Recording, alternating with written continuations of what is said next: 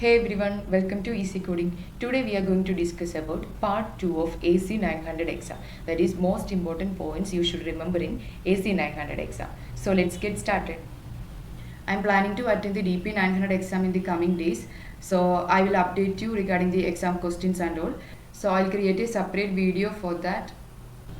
We have discussed many points in the part 1 of this video, so we will discuss rest of the topic. That is, we will start with high availability. From the term itself, we can understand that it should be available always. That means highly available. So we'll see what is the definition is. This refers to technologies that can be used to minimize IT disruptions by ensuring applications and infrastructure is made fault tolerant. So it should be highly available. So we'll see, yeah, here you can see one app is there and one virtual machine is there. So if it goes down, then the app would not be accessible. Let's say that you had the following architecture for your application. Your application is hosted on a single virtual machine.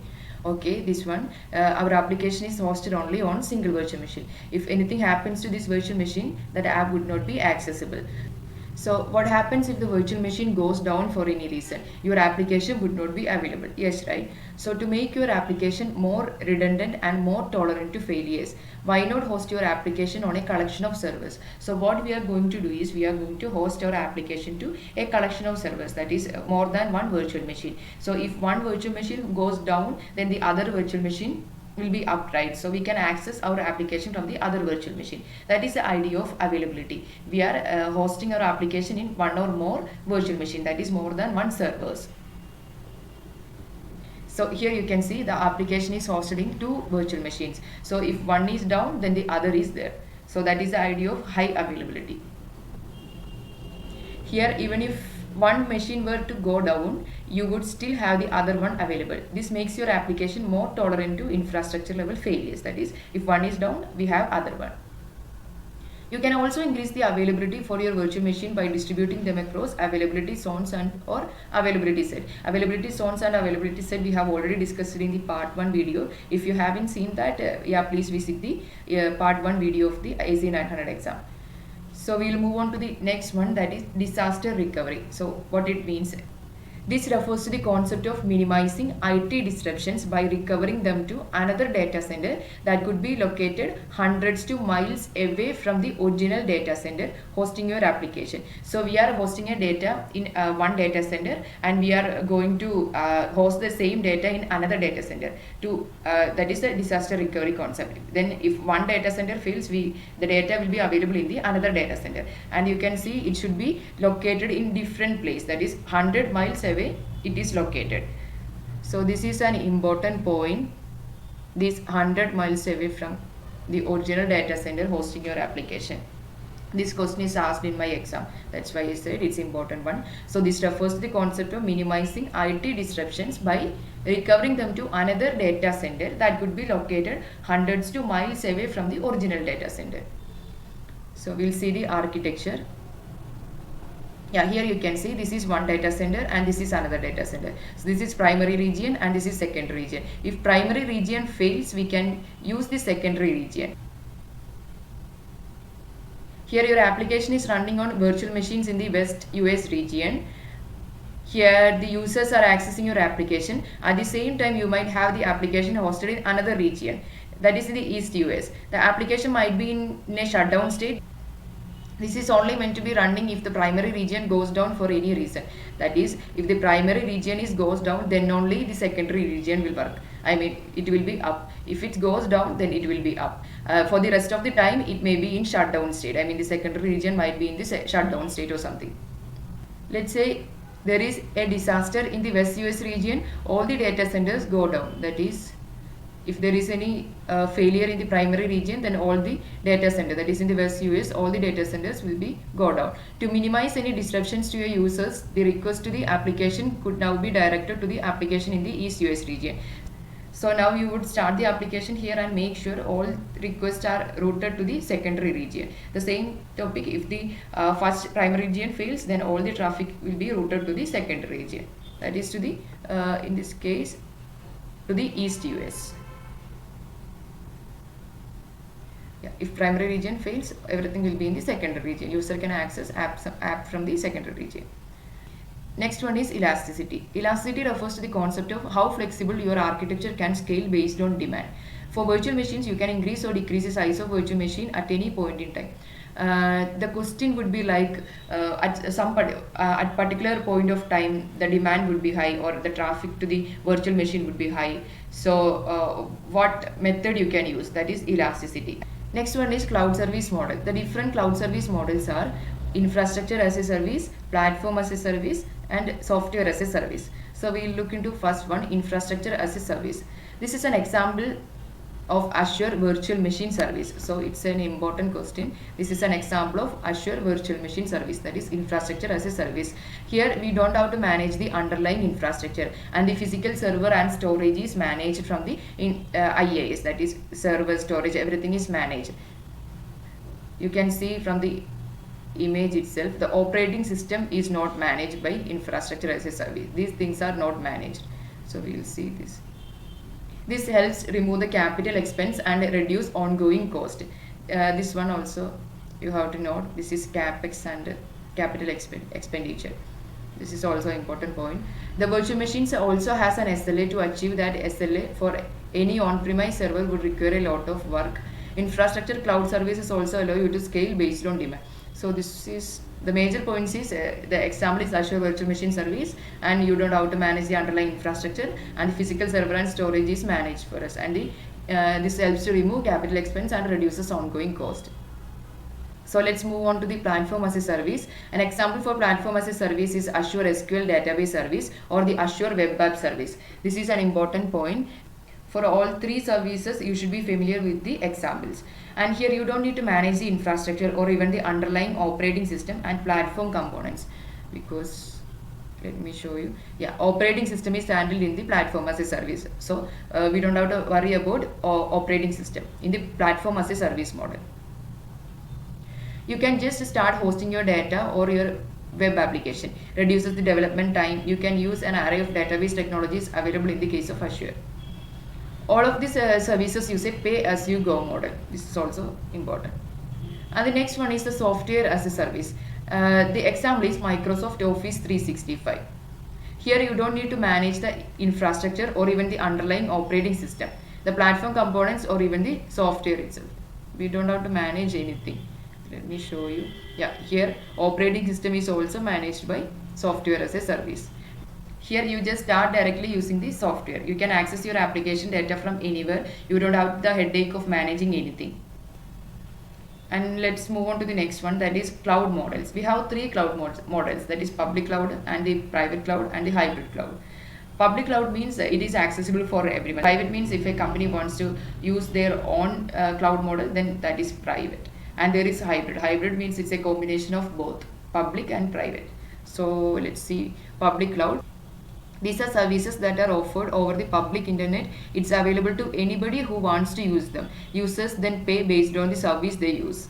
We have to pay only for what we are using. This is important. Here all the servers and storage is managed by the cloud provider. Please note, I haven't highlighted anything in this document because everything is important. The last video we have highlighted and I have marked some important points. So in this video everything is important, that's why I haven't highlighted. So let's move on to the advantages of the public cloud. No need for capital investment, that is capex. You normally don't pay any money upfront to use a cloud service. Most of the services are based on a pay-as-you-go model. These are important points you should remember. And you don't need to manage the underlying physical infrastructure, hence ongoing maintenance costs are also reduced. This is also an important point. Cloud providers such as Azure have data centers located at different regions across the world. You can quickly provision resources on the cloud. It allows you to get up and running in no time. And let's move on to the next one, that is private cloud. These are set of services that are normally only used by users of a business or organization. This is specific to some users or organization. This is a private and public users cannot access this one.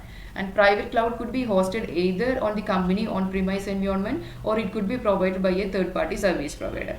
And the advantage of private cloud is the business has complete control over the environment and they can implement their own security protocol at every layer to secure the environment. The data held in the environment is in complete control by the business. So that is the private, because it's owned by some business or organization. And the next one is the hybrid cloud. This is a combination of both the public and the private cloud. It allows data and applications to be shared across both cloud environment. So the question would be like, if a private company wants to migrate their data from their on-premise network to a public cloud, that is, some data would be in the on-premise network and some data would be in the public cloud. Then you should understand that question is from hybrid cloud. Or something like they'll say partially they are migrating some data in the partial migration, then it is hybrid cloud. Half data in the private cloud and half the data in the public cloud. It allows data and applications to be shared across both cloud environment, that is private and public. Then advantages of the hybrid cloud: business can still leverage their existing on-premise environment. This is important if they have already made a substantial investment in getting their environment in place. They can keep data which needs to be secured by their standards on their on-premise environment. On-premise environment means in their environment. So they can keep the data which is more secure in their private and the other data in the public. So that is the advantage. They can extend their infrastructure to the cloud without making further investment. This is an important point. The question will ask, they are going to extend their existing infrastructure, then it is hybrid cloud. I mean, if they are not completely extending, then it is hybrid cloud. They can move workloads to the cloud gradually. And we will move to the next one, Azure App Service. Azure App Service means this is an HTTP service that allows you to host web application. We can create REST API and mobile backends. You can develop a program in programming languages such as .NET, .NET Core, Java, Ruby, Node.js, PHP and Python. Here you don't need to manage the underlying infrastructure. It allows you to focus on code development. Each app service needs to be associated with an app service plan. Each app service plan has an associated cost per month and also has specific features based on the plan you choose. The main point is you should remember what is Azure App Service. This is an HTTP based service that allows you to host web application. This is the important one, and the rest you can read. I will move on to the virtual machine scale set. This service allows you to create and manage a group of identical load balanced virtual machines. Here the number of virtual machines instance in the scale set can scale based on the demand. This is best service if you want to add scalability to your application. And the next important one is the load balancer. This is one important point. So we'll see. The Azure load balancer is used to distribute incoming network traffic into a backend group of servers. So load balancer determines to which server the load should go. I mean the traffic should go. It can determine an incoming network traffic to a backend group of servers. This service helps increase the availability of your entire application architecture. We'll see the architecture. Yeah, this is a Azure load balancer, and it will determine to which virtual network, that is to which server the request should go. I mean the traffic should go. So this is load balancer. Here the load balancer would take the incoming request from the users. It will take incoming requests from the users and direct the request to virtual machines running on Azure network. Azure Virtual Network. If you have a web application running on the backend virtual machine, the request would be distributed across the virtual machines by the Azure Load Balancer. The Azure Load Balancer will distribute the network to the backend servers. Other tools to access Azure resources. You can read these things. You can use other tools to access and work with Azure resources. This is an important one. This is also asked in my exam. You can use PowerShell, which can work on Windows, Mac OS and Linux. You can use the Azure command line interface, which can work on Windows, Mac OS and Linux. You can use Azure Cloud Shell from the browser, which can then work on any operating system which has browser support. This is important. And the next one is Azure Functions. This service allows you to run small piece of code as functions. Here you just develop and upload the code to an Azure function. You only get billed for the amount of time the code is run. This is important. You can use a variety of programming languages in Azure Functions: C#, Java, JavaScript, PowerShell and Python. And the libraries are NuGet and NPM packages. Pricing plans available for Azure Functions. This is a consumption plan, app service plan. You can read that. I'll go through the important points. This premium plan. And Azure function can trigger using HTTP trigger. This is architecture. Next important point is Azure Logic Apps. This is a cloud service that helps you schedule, automate and orchestrate task, business, process and workflows. Here we are creating some workflows and then we are orchestrating. That is, we can automate the task in using the Azure Logic Apps. So we will see how it works. You first design a workflow in Azure Logic Apps. Yeah, we have to design one workflow. Each workflow start with a trigger. The trigger is fired via a specific event. And when the trigger is fired, the Logic App Engine creates a Logic App instance that runs the workflow. Next one is connectors for Azure Logic Apps. I haven't seen any questions from there, so I'm just skipping to the main points. So next one is Azure Traffic Manager. The Azure Traffic Manager service is a DNS-based traffic load balancer that distributes traffic across services that are distributed across different Azure regions. So we have seen load balancer, that is between servers. So this is between different Azure regions.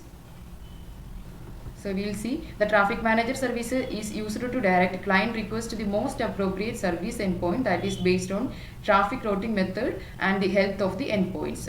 So it's using traffic routing method. The different traffic routing methods available for the Azure Traffic Manager are priority, weighted, performance, geographic, multi-value and subnet.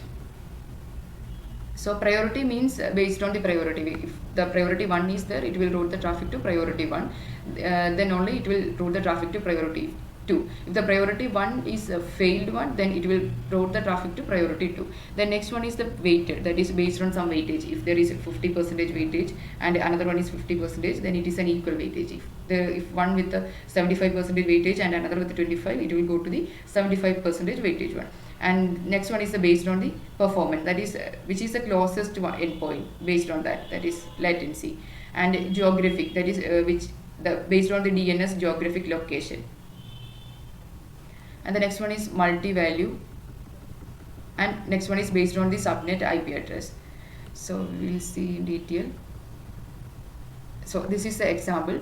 So let us see the architecture. If a user requests a service, then the Azure Traffic Manager first check the priorities of both the regions, that is East US region and the West US region. So here we can see the East US region having priority 1 and the West US region having priority 2. So the most priority is for the East US region. So Azure Traffic Manager will route the traffic to the Azure Web App East US region. So the consider situation, if the priority 1 region is failed, that is the East US region is failed, then what we will do? The Azure Traffic Manager will route the traffic to priority 2. That is the scenario. We will create these things.